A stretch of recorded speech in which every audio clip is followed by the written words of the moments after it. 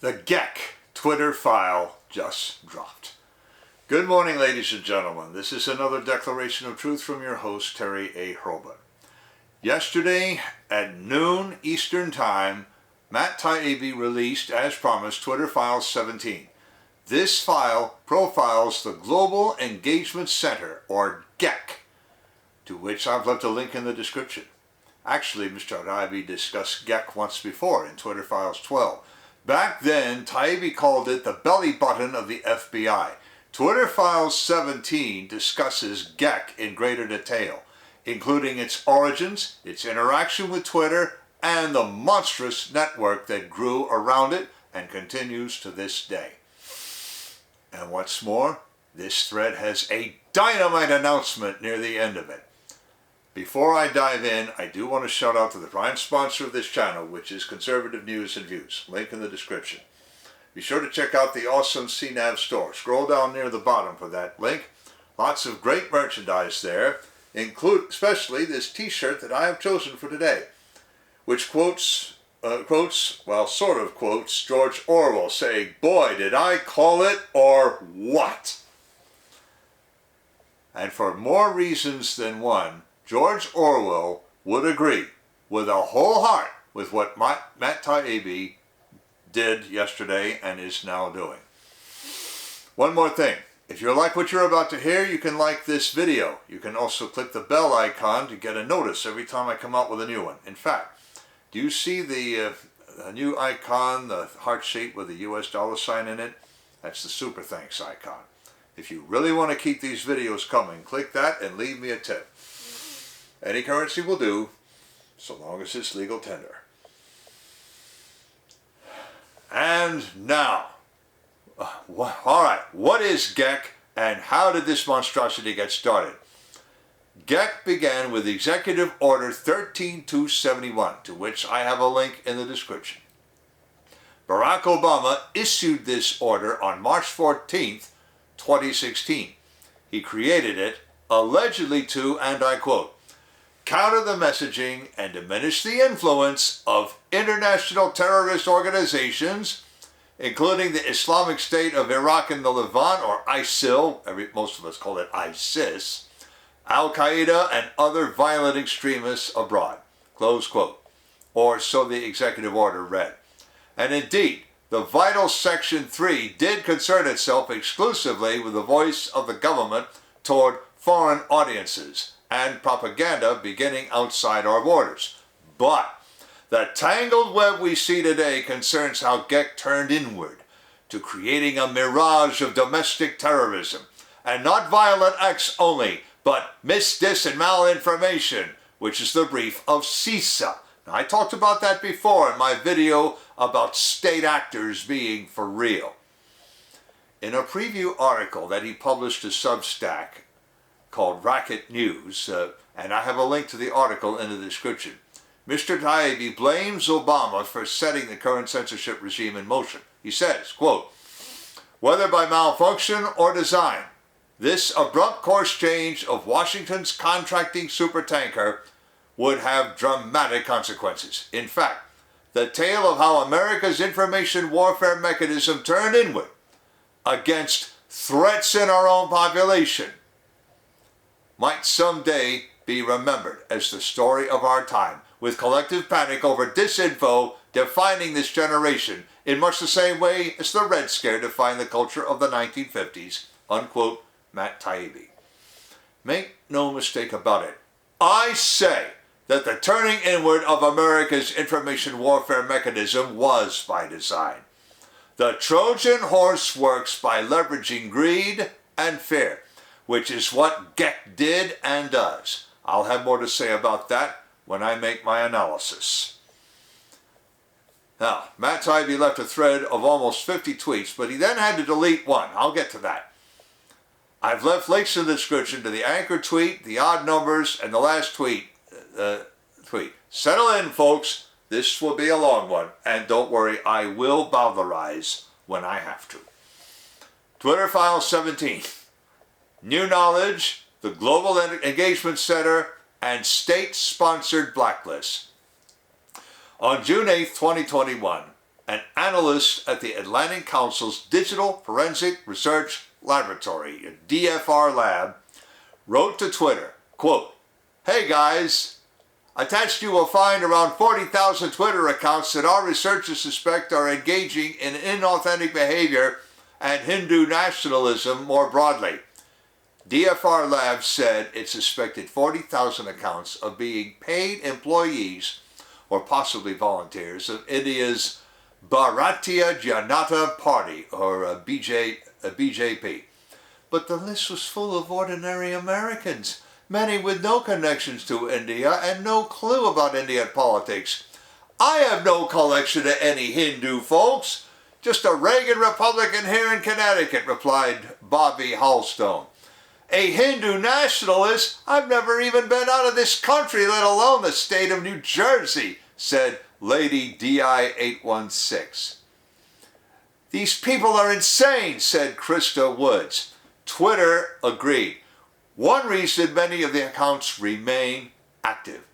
"Thanks, Andy," replied Trust and Safety Chief Joel Roth. "I spot-checked a number of these accounts, and virtually all appear to be real people," unquote, Joel Roth.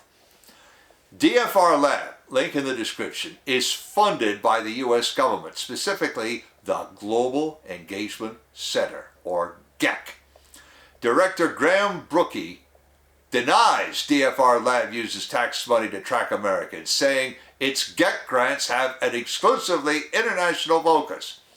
But Americans on DFR's list, like Maricel Urbanik, are unconvinced. Its focus is exclusively international. Aren't convinced that its focus is exclusively international. "This is un-American," says Urbanik, who immigrated from Castro's Cuba. "They do this in places that don't believe in free speech." The Global Engagement Center is usually listed as a State Department entity. It's not.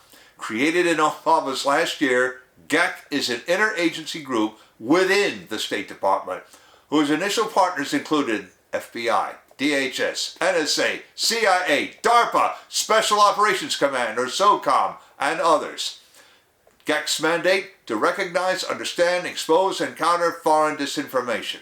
On the surface, it's the same mission the United States Information Agency, or USIA, fulfilled for decades, with a catch. USIA focused on foreign disinfo. GEC's focus is wider. "It's an incubator for the domestic disinformation complex," says a former intelligence source.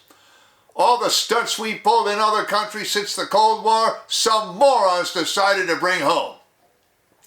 GEC could have avoided controversy by focusing on exposing and answering disinformation with research and a more public approach, as USIA did. Instead, it funded a secret list of subcontractors and helped pioneer an insidious and idiotic new form of blacklisting. In one case, GEC asked Twitter to review 499 accounts as foreign disinformation for reasons that include using Signal to communicate and tweeting the hashtag Iranians debate with Biden. Here are 5,500 names GEC told Twitter it believed were Chinese accounts engaged in state-backed coordinated manipulation.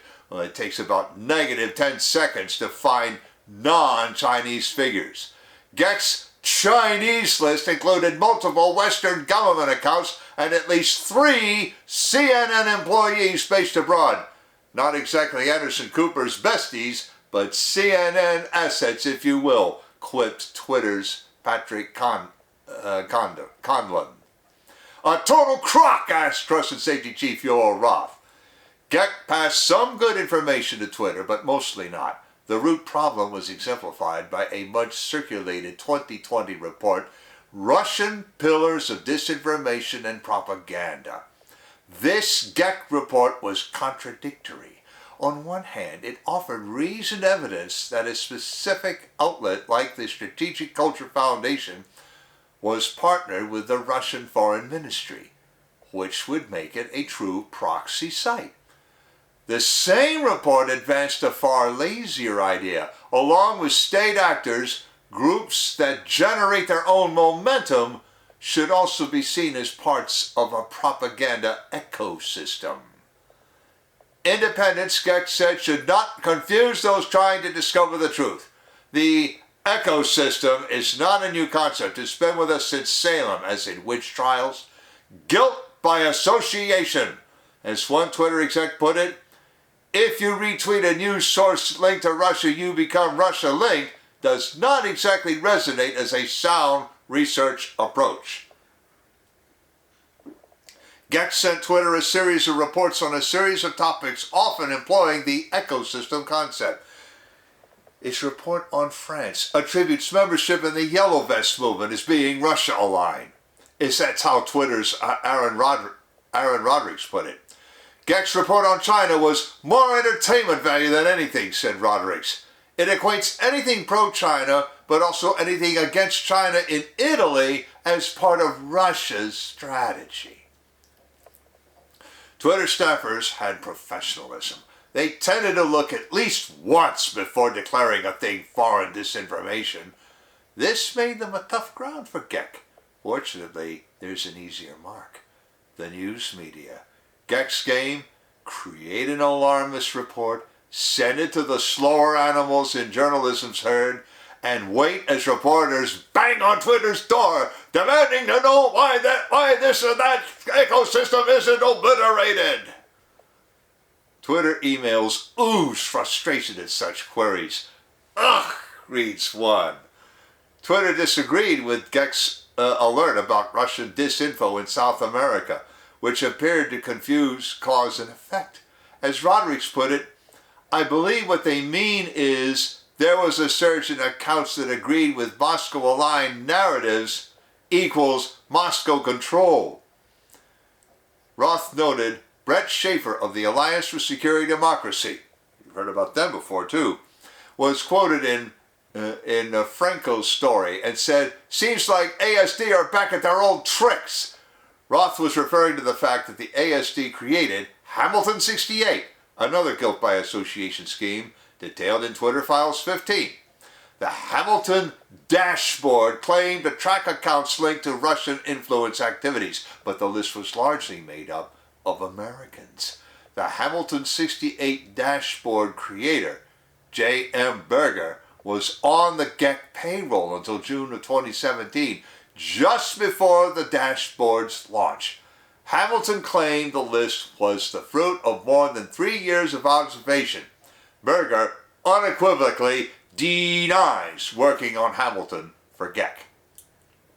The Hamilton 68 dashboard employed digital alchemy to create streams of headlines tying Americans to foreign disinformation. The ecosystem reports GEC and many disinformation laboratories feed reporters are often just subtler versions of the same thing.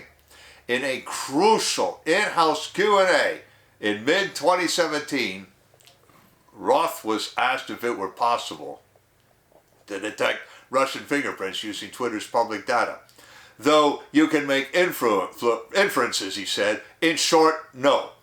Twitter therefore knew from the first days of the foreign interference mania that the media zone was flooded with bad actors playing up cyber threats for political or financial reasons, GEC included.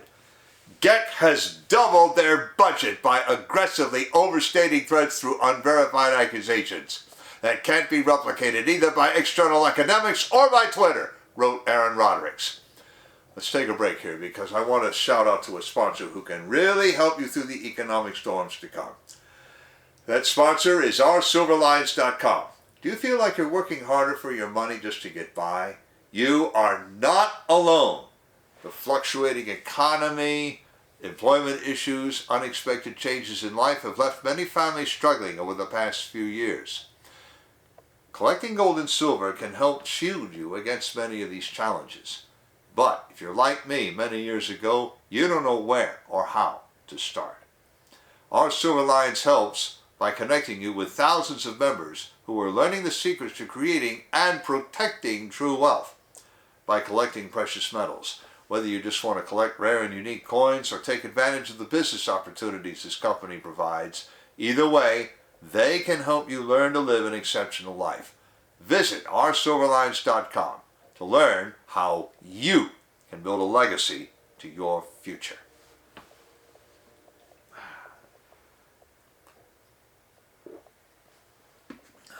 And now, back to the thread. The same is true of New Knowledge, the scandal-plagued company staffed by former NSA officials that the Senate Select Committee on Intelligence, the SSCI, hired to do expert assessments of the initial batches of suspect Facebook and Twitter accounts. When Twitter saw New Knowledge and its reporter worship disinformation gurus like Jonathan Morgan and Rene DiResta were making analytical leaps they felt were impossible, they knew something was off. After Politico cited a New Knowledge report to the SSCI as evidence for what it called a sweeping effort to sow divisions, Twitter dug in. NK pointed to 5 supposedly Russian accounts it said were relatively easy to find within the Twitter public API. Roth scoffed. Roth said 2 of the 5 accounts were a small Indonesian content farm. Just commercial spam. Would suspend but don't want to throw fire on the NK report by making anyone think they're correct. Becca account is an American and not at all suspicious. Twitter's Nick Pickles said this: New Knowledge pitch, pick accounts that they have deemed to be IRA, meaning Internet Research Agency, a Russian agency, controlled, and then spin up bigger macro analysis. Stories about 2,000 Russian accounts tweeting about Kavanaugh, Walkway, Caravan were often based on media activity from NK. Just like Hamilton 68, GEC and New Knowledge litter the media landscape with flawed or flat-out wrong news stories. Exacerbating matters, Americans in both cases paid taxes to become the subject of these manipulative operations. Particularly egregious, a New Knowledge report to the Senate on Russian interference was leaked just days before it was outed in a scheme to fake Russian influence in an Alabama election. And no media outlets issued retractions. No SSCI staff have commented either. Foreign cyber threats exist, and there are sophisticated ways of detecting them, but GEC and its subcontractors don't use those, instead deploying junk science that often lumps true bad actors in with organic opinion. Disinformation studies has mostly become a con, where non-experts mesmerize reporters with what one former GEC staffer called hairball charts, usually measuring something idiotic like who follows 2 Chinese diplomats or shares an Iranian Free Palestine meme. The Washington Examiner and reporter Gabe Kaminsky just profiled a GEC-fueled NGO in the UK that algorithmically scores media outlets by risk. How does downranking the Daily Wire to help the New York Times get more ad revenue counter foreign disinformation? An Inspector General's report shows that GEC was initially obligated $98.7 million, of which roughly $80 million came from the Pentagon. It reportedly gave to at least 39 different organizations, whose names were redacted. Why is this list secret? Twitter.com's official Ian Plunkett wrote years ago that misinformation, like countering violent extremism or CVE, before it is becoming a cottage industry. Disinformation is the counter-terrorism mission rebranded for domestic targets. Reauthorization for GEC's funding is up for a vote this year. Can we at least stop paying to blacklist ourselves? The Twitter files were prepared by a third party, so material may have been left out, thanks to Mike Schellenberger and the team at Racket News, who will have more on this all month. Note, just before publication, Graham Brookie of DFR Lab wrote to clarify about the 40,000 Indian names. Quote, "We didn't publish this from a former researcher because we lacked confidence in its findings." Close quote. I asked Brookie if he had made this lack of confidence clear to the Reuters reporter whose story, based on that research, is still live and uncorrected online. Link in the tweet. He hasn't replied. For more on these and other Twitter Files topics, Mike Schellenberger and I will be testifying in the House on Thursday, March 9th at 10 a.m. We are humbled and grateful to Representative Jim Jordan and the Republican office in the House Judiciary Committee for the invitation. End of thread. The India accounts list that they talked about turned out to be too big to load from Google Documents. That's why Mr. Tybee had to delete a tweet, number 6. Then he uploaded the list to Dropbox and he tweeted out a link to that file, and I've included the tweet in the description. After dropping the thread, Mr. Tybee dropped a tweet linking to another Substack piece that he titled The Original Sin of the Anti-Disinformation Movement. I've left links in the description both to the article and to the tweet. The article lies behind a paywall, but its introductory text ends with these very instructive paragraphs. Quote, the original concept of the GEC was to gather pros from this world who'd put their heads together and come up with kinder, gentler ways of disrupting ISIS propaganda. From the point of view of the Pentagon, which paid most of GEC's original budget, it was a no-lose play.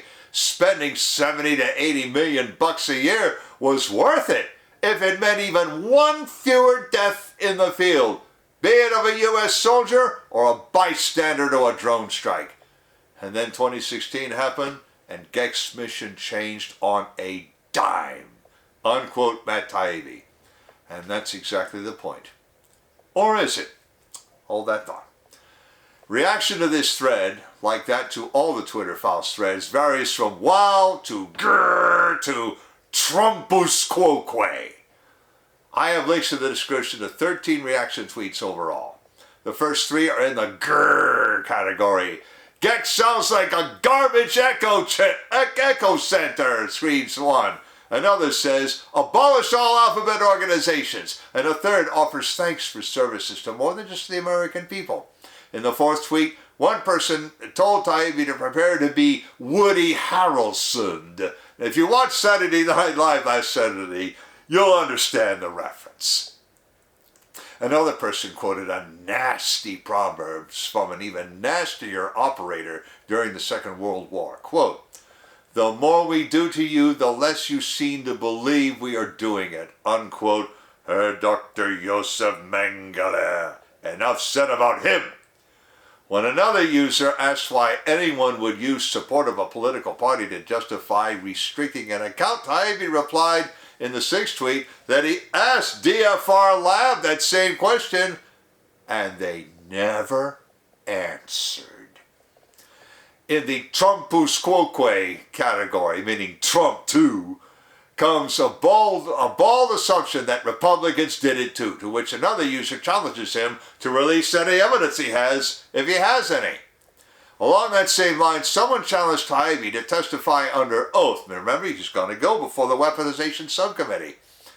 About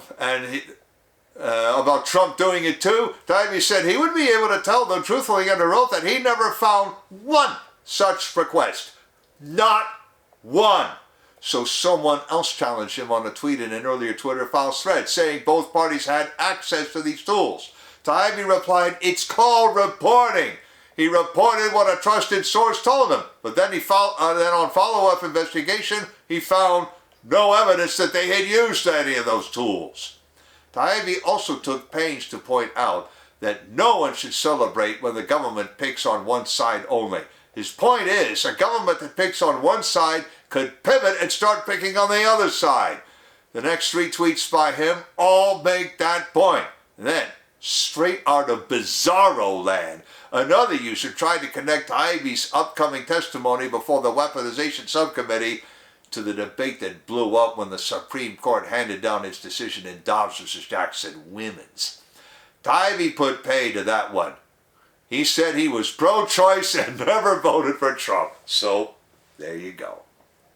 And now, my analysis. As usual, Matt Taibbi, like his colleagues at the Free Press, does a great service to the Friends of Liberty. He tears to tatters what certain alphabet soup agencies have now become, and points out that some weapons are better never used and even never made. In some of his tweets, he could almost be making the case for the destruction of Sauron's one ring to rule them all.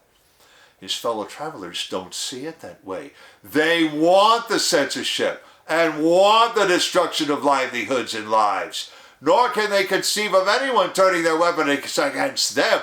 We're going to win and make our victory good for all time, they seem to say. Well, if 2016 doesn't convince them, maybe the Romanian Christmas Revolution of 1989 might. Just saying. Now, why can't Matt Taibbi see that Barack Obama intended all along for GEC to be what it became? Because Matt Taibbi is a liberal himself, as he freely avows. Perhaps that's why, when he says that he searched in vain for instances of Trump weaponizing the government as Biden has now done, one can believe him. Certainly, he wanted to believe that Trump was just as bad as Biden, but then could find no evidence. And he's going to say that over the green table.